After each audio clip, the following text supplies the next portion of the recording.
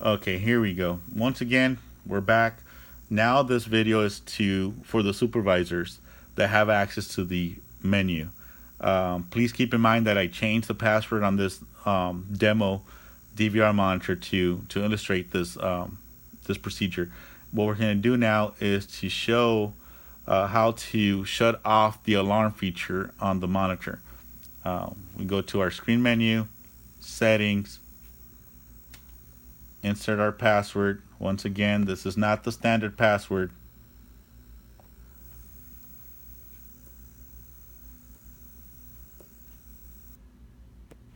Go to record.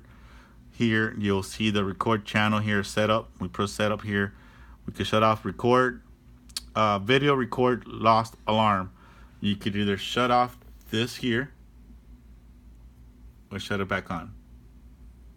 Okay, so right now it's on. Supervisors, you can shut it off if you don't want to hear the alarm. Most of the time we want to keep it on, but if you don't, you don't. You also have the record alarm. It's going to sound for 12 hours. You have an option from 12, 4, 3, 2, 1, and back to 12.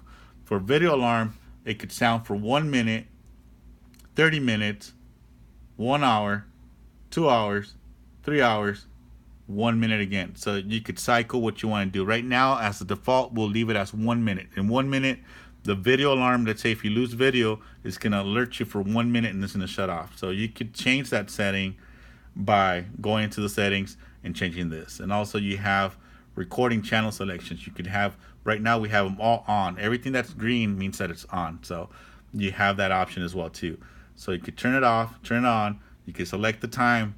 How long do you want it to sound on both sides, record and video. And then once you make your selection, you can just press OK, OK, and you're back on recording, lock, GPS, operation back to normal. Thank you.